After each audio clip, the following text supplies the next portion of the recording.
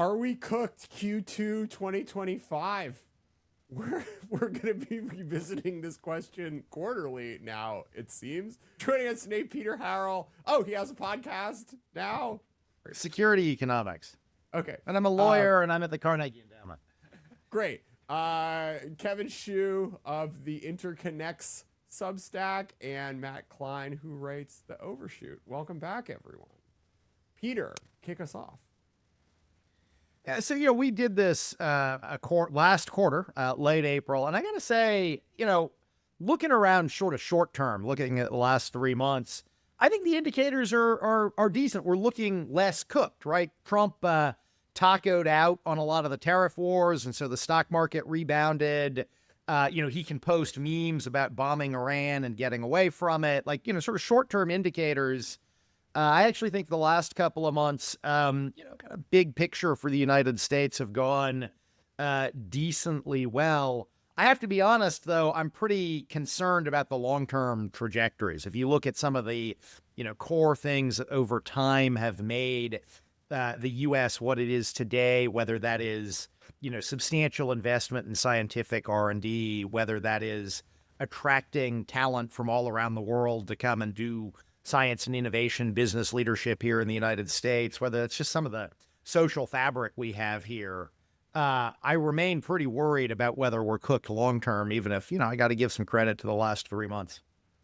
Yeah, to add on to what you just said, Peter, in preparation for this podcast, I looked at the value of the dollar chart because I remember we brought it up the last time we talked about this, and it still went down by another 5 to 6% from our last recording to today. And that was one of the biggest conundrums at the time, right? Right after Liberation Day, everyone who thinks about tariff in perhaps the most conventional way would think the dollars go up, everything else being equal.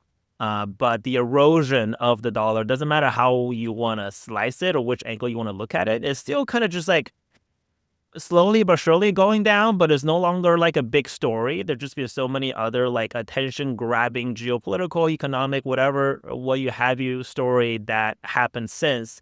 But I do think, at least for me, that's something that I'm just going to like watch from time to time as this collective, how does the world vote with their feet kind of question as far as how much credence or credibility do you place in the United States government / leadership via how they treat the dollar? Yeah, I guess I would say that the overall level of cookiness is still has not actually changed much one way or another. And partly, I guess, it's because I sort of discounted the damage from the tariffs. Not that I don't think that the tariffs as announced on April 2nd were good, but just that was never, I think I said this at the time, of all the things that were going on, I agree with Peter. Like the attacks on scientific research, the attacks on foreigners coming into the country, including, we're not just talking about changes in, southern border policy, but, the way European tourists are treated, for example. It's just across the board, not allowing foreign students to come into universities, the attacks on the rule of law. Those things have not actually abated, as far as I can tell. In any way. And in fact, there has been, sort of ongoing pushback from courts and so forth, but a lot of things also, correct me if I'm wrong, but like the changes to scientific research policy, the changes to approaches on, medical research funding, in particular in vaccinations, that has not improved in the past few months. And so if we think about those factors, there hasn't really been any improvement. If anything, it's just sort of been dug in. And I guess if I wanted to be more pessimistic, I would say the fact that the sort of immediate concerns about things like tariffs and the pushback there, the fact that the stock market has recovered might actually reduce the pressure to unwind those longer term, more damaging policy changes, innovations that have occurred over the past 6 months, and make them more likely to persist. So even if the immediate impact is not necessarily going to be that substantial, it could be a very long-term drag, not just on things like GDP growth, but just on sort of the quality of life, of living, and power and well-being of this country. The analogy I think, and I'm not the first person who said this, is Brexit, right? Like when the UK was voting about whether or not to leave or remain in the European Union, there was concerns, and people called this Project Fear, about there'd be immediately, if you voted to leave, this huge catastrophe. And of course that didn't happen. And so then people say, oh, well, you overstated the case or whatever. But what the more realistic and correct argument was this would be, just everything would be worse. Not catastrophically worse, but it's persistently worse over time. And that actually has been borne out. And I fear that we're kind of ending up in a similar, if not, worse situation as a result of all this. Yeah, I mean, it's interesting. I'm going to take the other side of this argument. I think a lot of the worst case scenario for long-term America outcomes that we may have been contemplating in April of this year, I think are much less likely to manifest. And, I'm taking Brexit as a win. If that is our analogy, as opposed to something really even more dramatic than that. I mean, we had Elon is done, right? Doge energy is abating for the most part, which I think is kind of positive for governance and civil service. We have Congress, I don't know, maybe they'll pass a bill one day. Doesn't look great. Also not republic wrecking. And there's going to be an election not that long from now. I mean, on the immigration side, yes, the direction of travel is not great, but we have not banned all foreign students. And even the country bans that we've seen and are going to continue to see, I think yes, are directionally not great, but we could have had much more aggressive paths, which would have maybe presaged an even more aggressive 4 years, which have not happened. And, you even seen Trump at one point tweeting, oh yeah, we got to protect the farmers. So we can't kick out all of our illegal immigrants. So, it's not just on trade where I think this administration has blinked. It seems like there are other topics like science, I guess, accepted. We're in a pretty shitty timeline on that front. But at least on the immigration stuff, it does seem like we could be in a worse place than where we are now. I guess just to add 2 points, one on each side of the ledger here, building on some of the things you guys have said. First, on the positive side of the ledger, Jordan, one area where I agree with you that you didn't highlight, it seems to me that Trump is stepping back from the brink at least a little bit in whether he's going to outright defy the courts. That felt more real to me, earlier, a couple of months ago. He did obviously bring home the guy who was sent to El Salvador that, charged him with crimes, a complicated issue. But, he does seem to be stepping back a bit from the brink from his showdown with the judiciary, though, time will tell. But I'd put that in the positive ledger. On the other side of the ledger are things that I think are eroding U.S. centrality in the international economic system, at least long term. I want to pick up where Kevin was on the decline in the value of the dollar. There are a couple of other data points we're seeing that foreign governments and, frankly, foreign private parties have kind of, quadrupled or quintupled down on their efforts to create some financial networks that are substantially outside the sort of influence of U.S. jurisdiction. So you see that some in the way with the drop in the value of the dollar, you are clearly seeing investors beginning to pull back a bit from the United States. You also, I think, see it in the large run-up in the price of gold. There's 3,000-year-old store of value that has had an explosive, couple of months building on a strong year or two, which is being driven very much by central bank buying of gold as a way of, hedging and reducing their exposure to the dollar.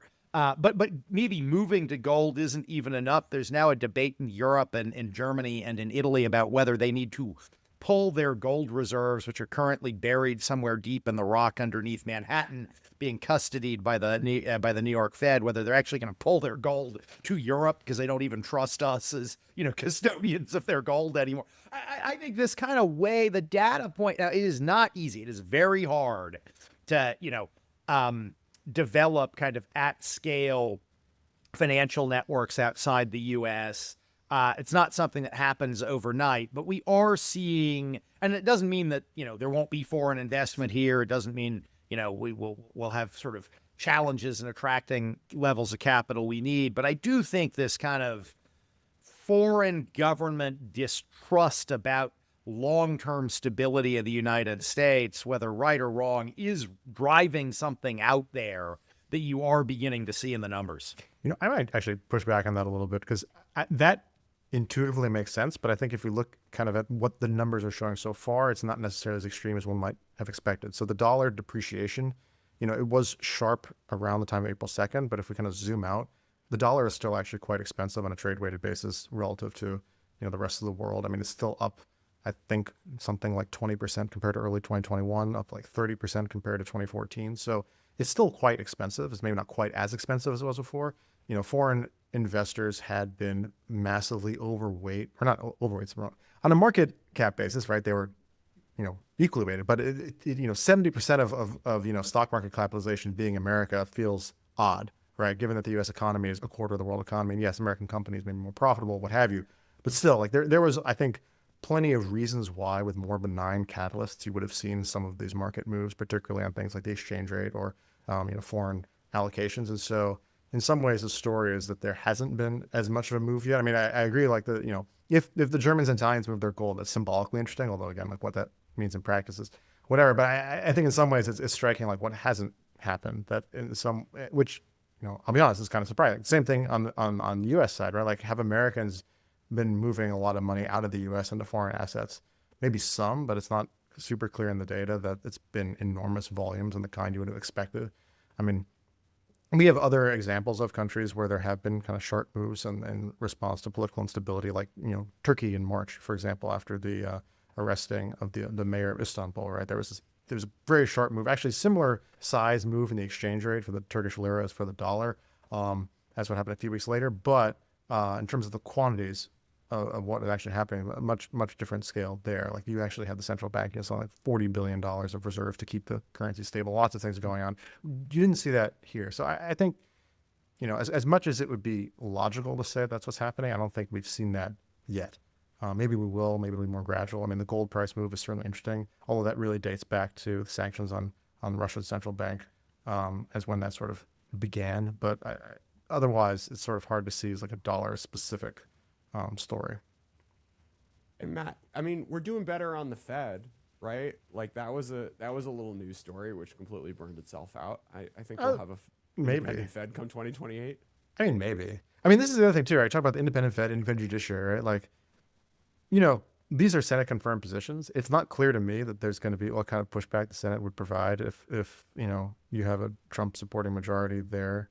The judiciary that we have now is not the judiciary you're going to have, say, 4 years from now necessarily. And so that could change. The Fed situation could change.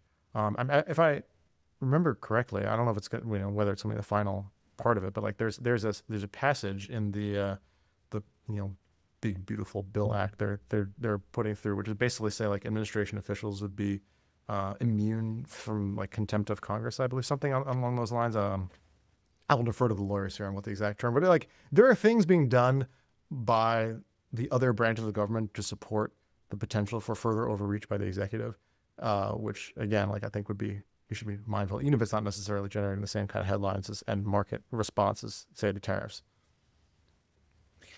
And in fairness, I said a couple of minutes ago, I do think Trump is stepping back from in a noticeable, though long-term TBD way, from his confrontation with the judiciary.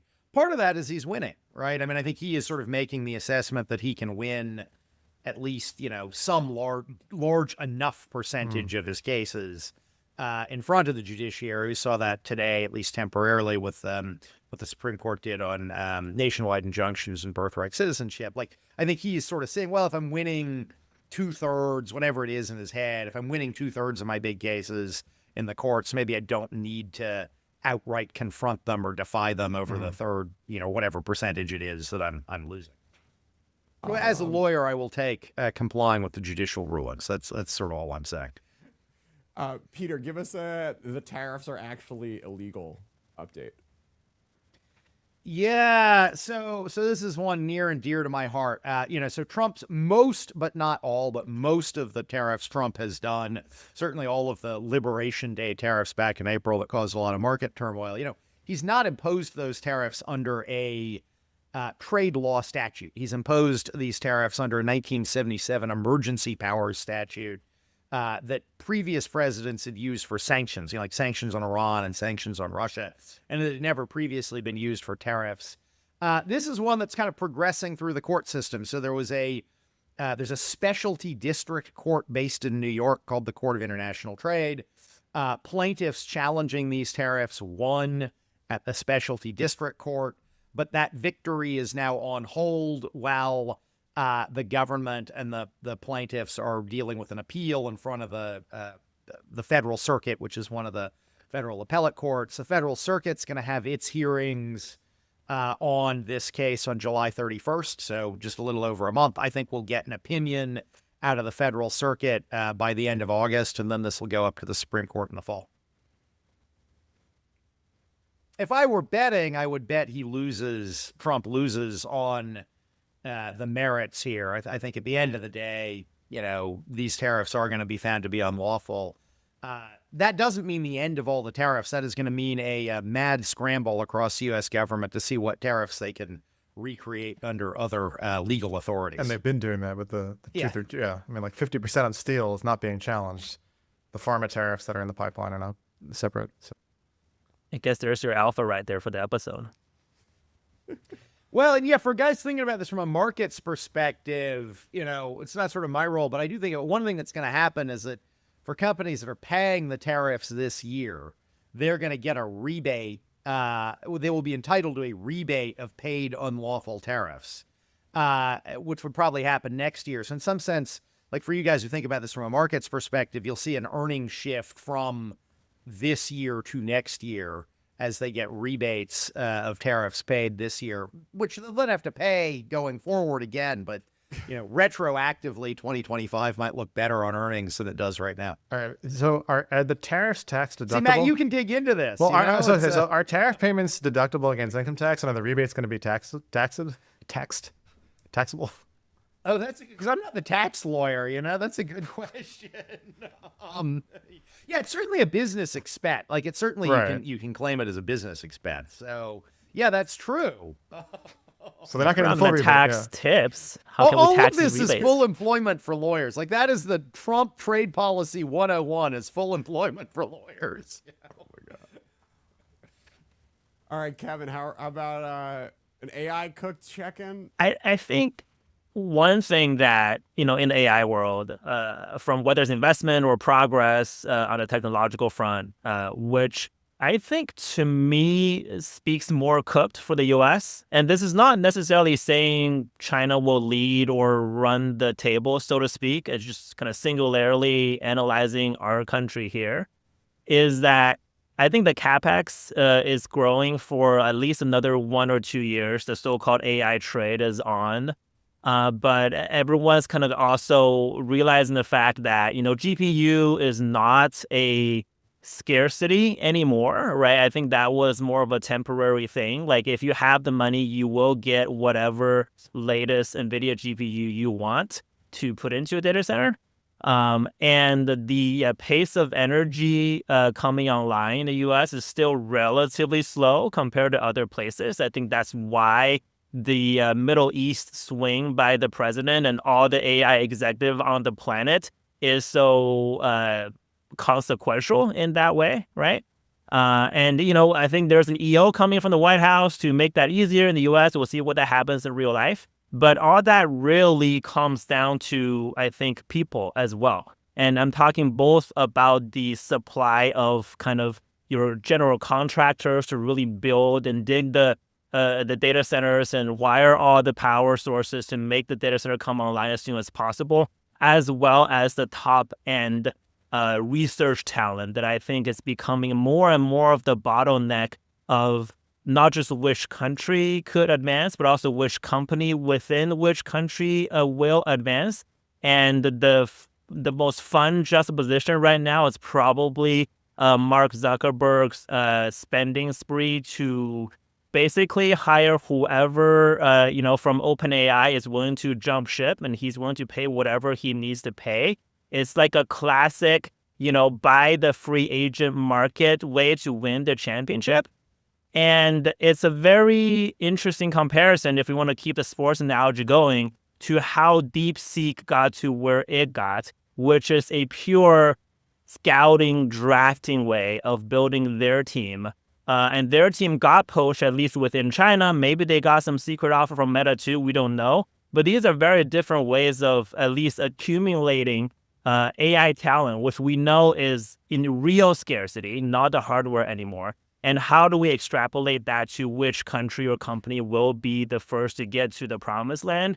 I think is what makes me think really hard about the immigration stuff that we talked about from the beginning, which is that without it's not like our country ever had a great immigration policy to begin with for any kind of immigrant, let's to be perfectly honest, right? Like we had enough prestige and resources to attract the brightest in the world. But when that chilling effect sets in, then it could be a bit of a problem for the long haul. While we know that the scouting ecosystem or the drafting source on the China side seems to at least be enough to put together a DeepSeek, if nothing else. Can I ask you a question, Kevin, just because it's, not an area I don't know as much about. Is Europe anywhere on the map with AI these days, or is this really remaining kind of a U.S.-China competition? This is very much a U.S.-China competition, particularly because of the talent question, right? Like not so much about the money. I think Jensen went through a Europe swing just a couple weeks ago and announced a bunch of sovereign AI projects in the UK, France, Germany, Slovenia, I think, some smaller countries. So, the governments are generally pretty good at building hard infrastructure from the ground and like signing really big checks when everyone comes together from a political sense, right? That's what the governments are good at. But when it comes to organic talent development, most of the European top end talents are either moving to the US if they can, because they find the European system in general just stifling if you want to move fast, or they work locally at the labs of American companies building locally because they want to recruit there. I think the three most recent successful Zuckerberg recruits from OpenAI or success poaching were from the Zurich lab of OpenAI. Is that European talent or is that American talent? You tell me, Like DeepMind is UK, right? They're owned by Google, but that is the one kind of shiny example, right? DeepMind. Does it count anymore? Yeah. I mean, they didn't they were a subsidiary as of 10 years ago. I mean, it's an interesting question, all this sovereign AI build out. It almost reminds me of all these Chinese provinces who spin up their own data centers and proudly buy some Huawei chips. It's what are we doing here in this? I don't quite understand. Another aspect I wanted your take on, Kevin, is rumors that Meta was going to bow out of the open source game, in which case, we then have no 10-figure companies in the US who are really going to be pushing on open source, basically ceding the entire ground to Alibaba and DeepSeek. What does that mean from a 10-year perspective, Kevin? First of all, the meta version of open source Llama, since we do have a lawyer in the room here, is actually, from a legal perspective, less open than all the Chinese open source models currently from a legal licensing perspective, right? Meta came up with its own version of an open source license that was hotly debated within the tiny little community of open source licensing lawyers that I'm sort of a part of. And part of those restrictions is that once you use Llama's model up to, I believe, 700 or 750 million monthly active user, then you need to engage with Llama, the mother company, to have a commercial licensing agreement, right? So that's an important nuance to start with. So from that perspective, and I've heard this from other sources too, there was at least an expectation from Llama at some point to still make money directly from its open source models if it gets to be competitive enough, whether it embeds into another coding agent like OpenAI and Anthropic, or some other sort of B2B product or enterprise product. So they had some expectation of that. They weren't just gonna like throw a ton of money and talent into this theoretical like financial dark hole and just like do something good with the world, even though they were falling behind.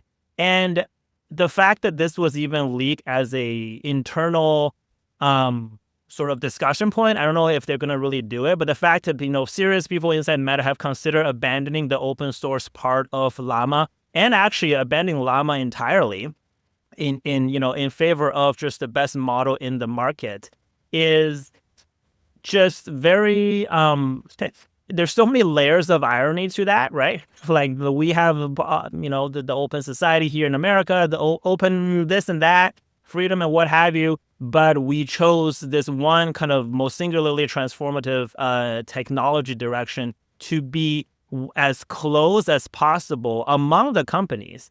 And so you can kind of imagine a lot of siloing going on. Imagine a lot of like things that probably could have been shared, but isn't shared for one reason or another. And that actually does, I think, blunt progress on the long-term horizon, as well as I think the diffusion pace of certain technology as well, where open source is just the best way to diffuse a lot of technology, even if it's the worst way, I think, of making money off of that technology.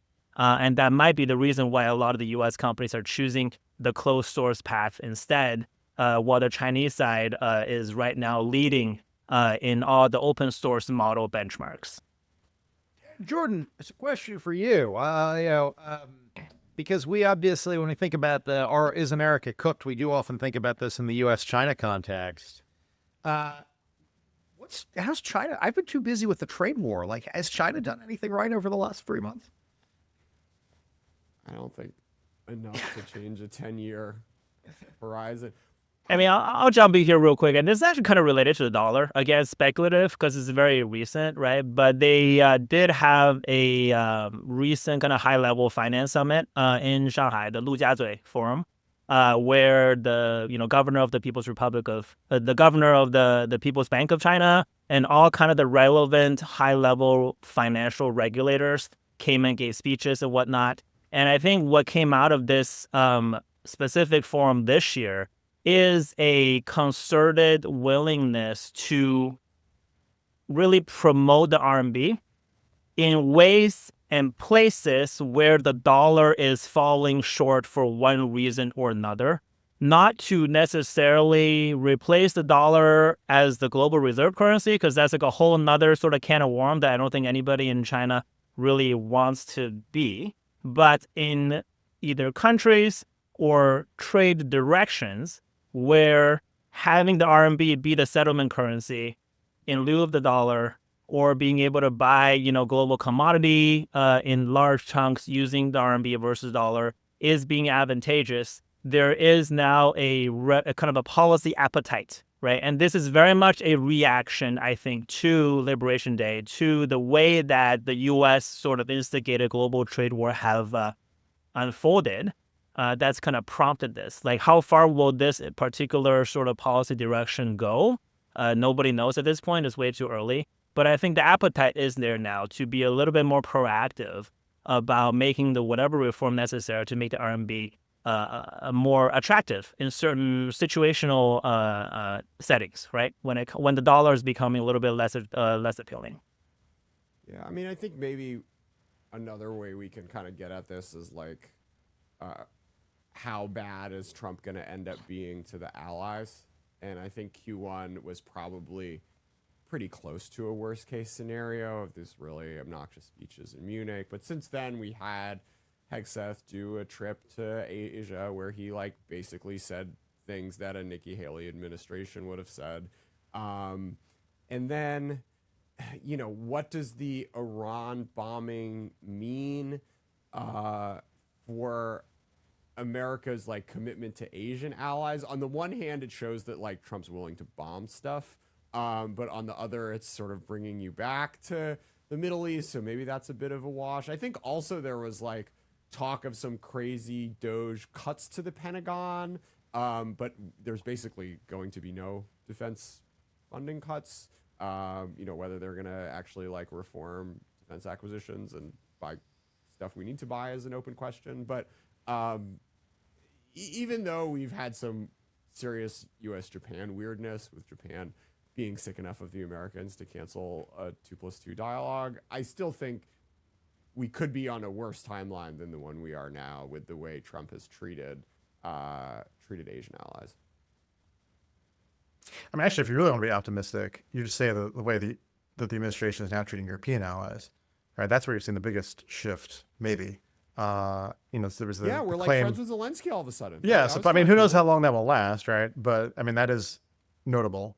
The European NATO countries seem to have managed to figure out how, with the exception of Spain, how to put together a deal that looks like it's getting everyone on the same page. So who knows how that will play out longer term? But I mean, that if you want to be encouraged, that's definitely somewhere to look.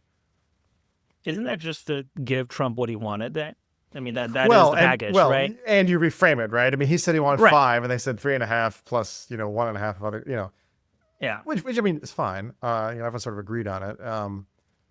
But yeah, and arguably, it's good for them too. But the shift with Zelenskyy, I think, is as Jordan said, like that's interesting. Met him at the NATO summit and said, like, we had a great conversation. Now he's saying, supposedly Putin called about help with mediating with Israel and Iran. I need help with you. I mean, I don't know, right? Like, who knows? It's hard to know what's really going on there. But if you want to be optimistic, I guess the thing with this stuff is, like, it was unclear if Trump was going to be doctrinaire about these things or just kind of vibrate to weirder places than any American president had gone to, and then sort of like vibrate back to a more mainstream place, and then we'll keep swinging. But like him staying at no, we're leaving NATO, this is a terrible thing, is not something that's happened. And like he has shown the capability to get pissed off and fed up by people like Putin, which I think is also something you may have not entirely priced in April of this year, which I would consider positive. right? Although I'm like the Trumpy here. Although, I mean, to be fair, it's also not as if we've actually adjusted our Russia policy in a way to imply that he's actually gotten upset with him. So far it's just words, but we'll see. I'll take words. Better than the other words. Their start. Words do have a tendency. I very much agree with what the point Matt made, and obviously, the words coming out of the NATO summit and the words around Zelenskyy are much better. Lived experience over the last 6 months is words change. The thing I'd note in the other direction is, 2-3 weeks ago, Trump was saying nice things about Canadian Prime Minister Carney. I just saw right before we got on this, he's now back to saying Canada's the worst and we're going to, tariff them all over again. So, nothing really stays stuck with our current president. So, but we'll if see. things don't stay stuck on the dumbest timeline, then that is, again, it's more the Brexit arc, less the like actual like America self-owned catastrophe one, which I don't know, it's okay. Well, I was pro-Brexit, so does that mean I'm in favor of where we're headed? I don't know. Maybe I should be worried here. Well, I think we probably, and sort of related to immigration, the other thing I am watching to sort of see how it plays out, it's conceptually related to immigration, also distinct, is where we're going with our universities. And to pick up on a point, Kevin made earlier, it's not that we always had the best immigration policies. I mean, in many ways, American immigration policy has been totally dysfunctional for I'm 45, for my entire life, right? We've had a dysfunctional immigration policy, but we have had, against a backdrop of a dysfunctional immigration policy, some very important bright spots, like the ability to attract truly great talent to some of the world's best universities who then stay here and found and run businesses and contribute to scientific innovation. And, Trump's war on the universities, which is now spread, at least with Harvard, beyond just cutting off funding to, trying to cut off their ability to enroll foreign students. It appears that he may be trying to get the University of Virginia to fire its president. I'm not going to defend all kinds of crazy things the university has done over the last 5-8 years. There's been plenty of challenges on American universities, but they are a huge source of long-term. I mean, elite education sometimes can be too elite and all that, but like it is a huge source of American strength from a scientific innovation perspective, from a talent attraction perspective, from a educating people who then go out and do great things perspective. And it is looking like a fairly full-out war and not just something that he's looking for a détente on. And, there's a ton of institutional strength in American higher ed. Bias here because both my parents no longer, but they were full-time academics all my life growing up. So, I'm biased towards American educational institutions. I worry a little bit if we structurally harm our higher ed system. That would be another thing, kind of like cutting scientific R&D that helps us be cooked longer term. Well, that's part of how we're hurting it, right? Is that they get a lot of that scientific R&D funding, and if that's cut off, and then also, I mean, again, this is not just a Trump obsession, right? Like in the bill that's currently passed was this punitive tax on endowment income for universities, which, the universities that have enough endowment income for that to matter, that pays a very large chunk of their operating expenses, and most of the rest of it comes from things like government grants for research. So if you cut those things at the same time, like they're going to go out of business, or they'll have to just drastically change what it is they do, and that again, like this is not something that's really getting a lot of pushback for, because people pay a lot more attention to other things like the tariff on this is going up by this amount, or or whatever. But these other things are still kind of very steadily going on, despite the fact that some things are people's attention aren't focused on that. And again, like I think it's the reason we could say it's benign Brexit outcome compared to relatively benign, right? But I mean, it adds up, and it's, I think, as you said, I think it'd be very, very harmful.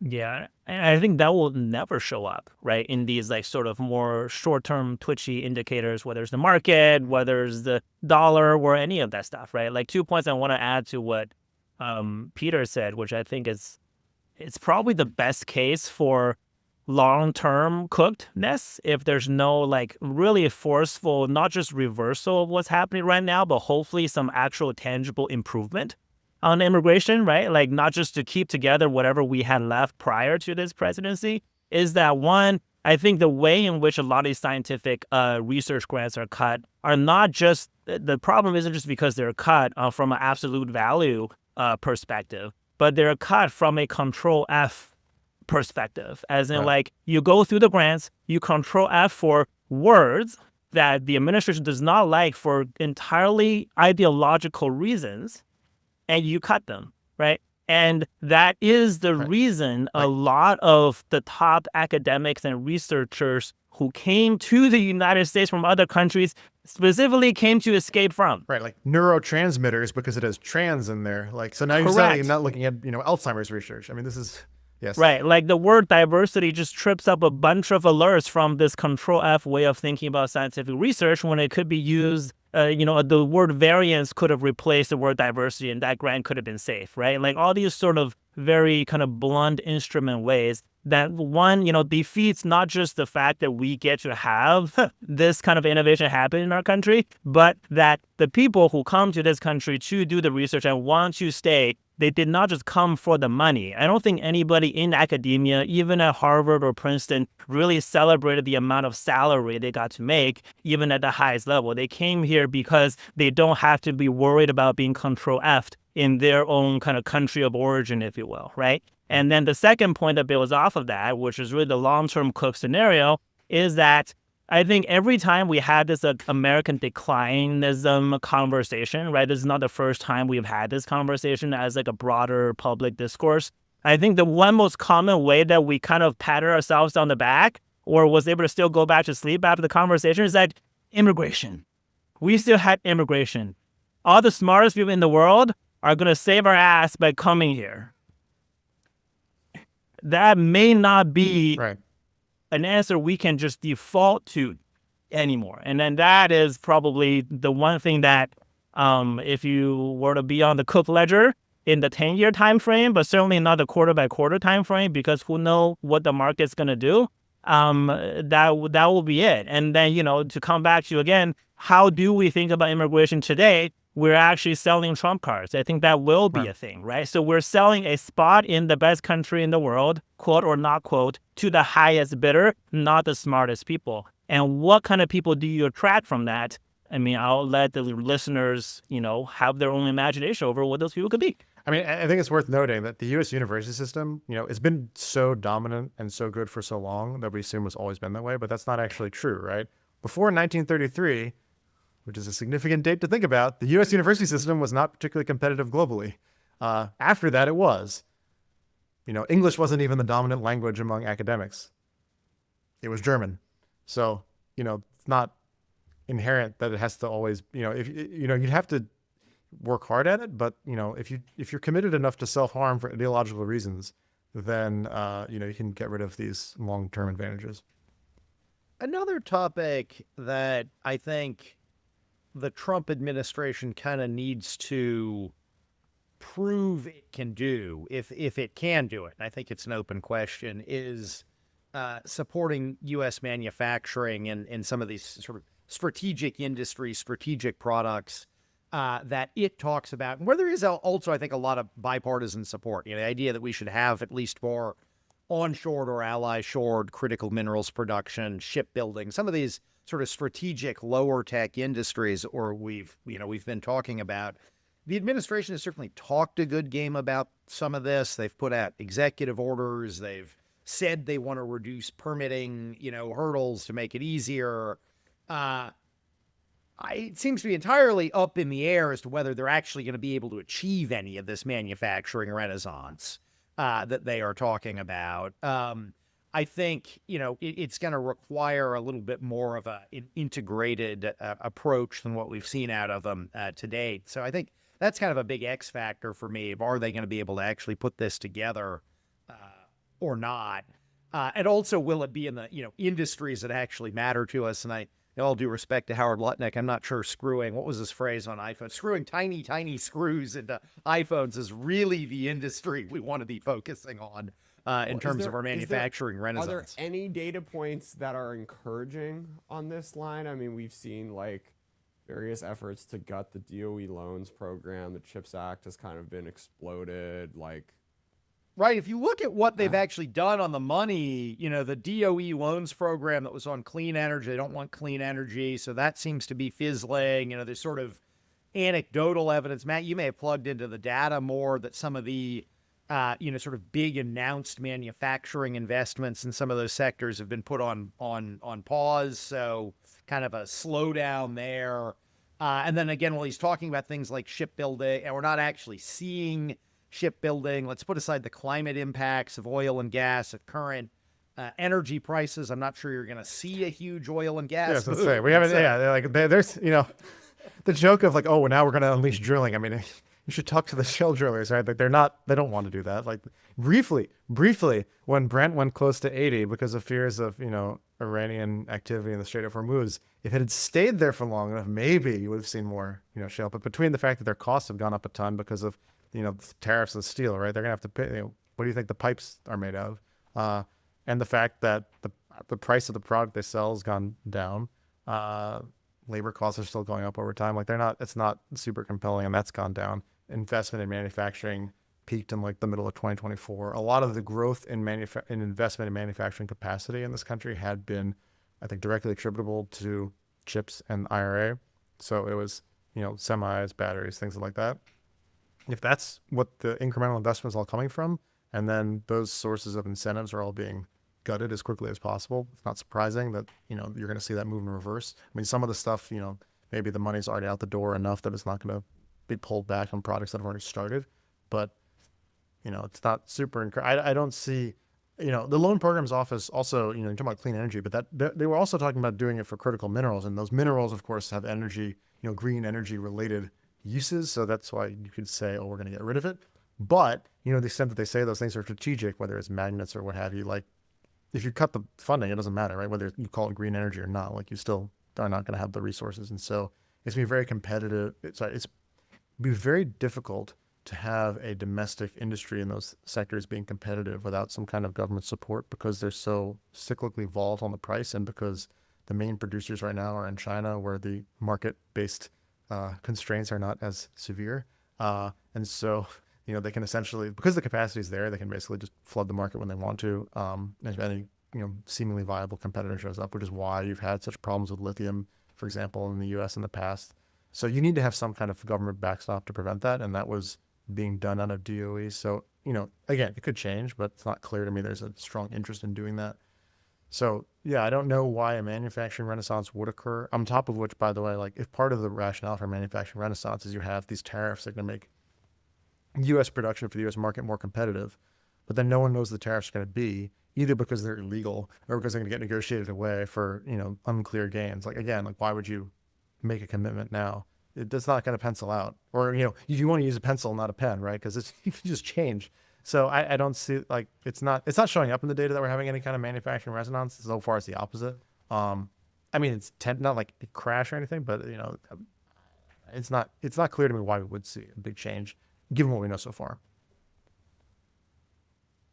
Speaking of data, this is a question for Matt, but obviously anybody can jump in. One of the things that I think got some play, but did not get nearly enough play during kind of the Doge stuff is the cutting of staffing or investment in places like Bureau of Labor Statistics and BEE. And basically the only sort of neutral arbiter of actually accounting for how cooked we are or not as a country, I guess, like hard data, not soft data, not live data, not sentiment data. That's another thing that just kind of confounds me, as in, like, if we were to actually answer this question from a statistics way, or a sort of a rigorous way, a year from now, 2 years from now, whatever, like, I don't even know if I could really trust any of the GDP numbers going forward, any of the, non-farm payrolls going forward. And, the government pumps out so much good data and it takes so much time to build up that infrastructure, but you need like one bad cut to completely kind of get rid of that discipline, I guess. So, Yeah. I guess one thing I would say is some of that actually precedes even the election. So it had to do with some of the budget deals that were being done, I guess, in 23, 24. And I don't know like why these were agreed, but basically, like, I mean, you can see from like looking at I've talked to the BA people and seen also they announced like these tables have been discontinued because they don't have the budget for it. And this was, a year plus ago. So that's unfortunately been an ongoing problem. The BLS, which compiles things on inflation and labor market, they have been having issues for a while.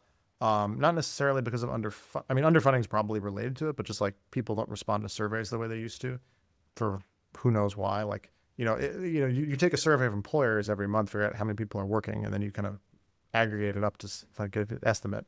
But if the employers are not answering your call for whatever reason, or fewer of them are proportionally, that creates potential problems. So that was already an issue. And then it's compounded by, what you're saying is if you just then start cutting people, sort of arbitrarily, there was an announcement, I don't remember exactly, it was in the past few months, where basically the Commerce Department, which runs, does not run BLS, that's in the Labor Department, but runs the BEA and the census. And they had this sort of outside body of advisors, mostly academics, to like judge on like the quality of federal statistics. And, they just decided to cancel the meetings. Now, I don't know, right? Like, who knows? Maybe they just decided like, we don't need the meeting. But like, it's the kind of thing where if you were to be saying, okay, this would be like the first step of if you want to kind of fudge the numbers. I don't see any. It's hard to say like that's what's going on so far. I mean, I don't want to. Or more to like discredit the number from the political perspective if you don't like the numbers. Right. I mean, I don't want to. Yeah, I don't want to impugn any of the numbers or any of the work that's being done now, and I don't see any evidence of that yet. I don't even know like what they would look like. But like, I agree, it's something to be worried about, and just the fact that we're talking about it is like indicative of the kinds of people who are in charge and what they've generally shown in their attitude of things, that this is a possibility that it could be happening, even if it hasn't actually happened yet. And that's definitely... I mean, it would be pretty remarkable to start, if we're in a world where we start treating American numbers like Chinese numbers. I mean, the sort of like the intel community stuff of like fudging judgments and people leaking out what the real numbers are. Like, I can imagine that happening also in PLS pretty quickly, where there's like enough of an institutional like allergy to this that like you hear pretty fast within that like org of any of these types of shenanigans happening. Sorry, Matt. I mean, I guess I would two things. One is, so far there are, for the inflation stuff anyway, independent ways of verifying it. I mean, of course is invented by Argentine working in the United States as an academic economist, very appropriately, to figure out, hey, how do alternative measures of tracking inflation, billion prices project, right? And they just look at their online listings. And, so far for the U.S., you say, okay, what are the prices of a basket of goods represent, like, that matches the CPI basket of goods based on online listings, and it's tracked perfectly so far. So that's encouraging. That hasn't changed. On the Chinese side, I guess, you might know more than I. My understanding is, like, the headline GDP numbers may or may not be massaged. The underlying stuff is probably, a good faith best estimate. But if they don't like something, they just stop publishing it. It's not even that they make it up; they just stop publishing the number. And that seems like that actually could be an issue, right? Especially given you have budget cuts anyway. Like, I don't know what that would look like in this case, but that would be like the U.S. There's like enough money in getting good numbers on U.S. employment. But like there's a lot of things people like to look at. People will just invest in getting this, and then it'll end up being kind of like. Then it might not be public, right? That's there's value in it being publicly available. Sure. It's locked up in Jane Street's data center somewhere. Right. Bloomberg will add it to the terminal for an extra $500 a month. Right. Folks got recommendations? Anything they're reading or enjoying?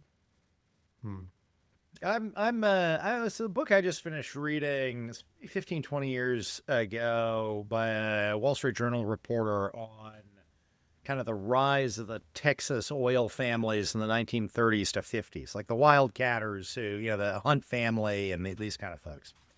And it's interesting because there are so many parallels, kind of culturally and psychologically, to the guys who over the last 20 years have made a ton of money in tech, right? It's these guys who, were doing new kinds of things and new kinds of technology, made tremendous amounts of money, started turning that money into political influence and buying up media, literally buying up radio stations and things at the time. It was just like quite striking as I think about today, to see how these guys, started out drilling oil wells in the 20s, and then kind of came to build the modern conservative political movement, or at least fund it in the 50s. Very interesting piece of history.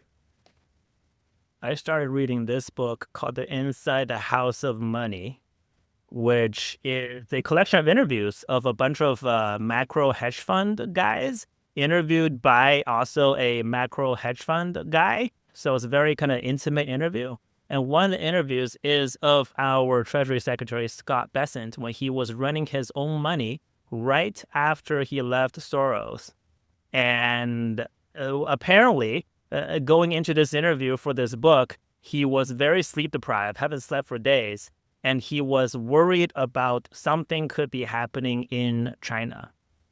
He didn't say what, but that was the context of the interview he gave, which I thought was kind of interesting. This book was written like in between 2004, 2005, and I still haven't gotten a good sense of what was happening in China at the time that kept our future Treasury Secretary up at night. So if anybody can help me figure that out, that would be great. If not, the book is a really fun read if you like to think about the inside minds of these global macro traders. I don't have anything quite as sophisticated, but I've recently started watching the show Your Friends and Neighbors, and been enjoying that a lot. And I recently bought your not on your recommendation, the Party's Interest Comes First, but I haven't started reading that yet. But sounds very good. Well, I got another one for you. We'll preview a future China Talk episode. To the Success of Our Hopeless Cause: The Many Lives of the Soviet Dissident Movement.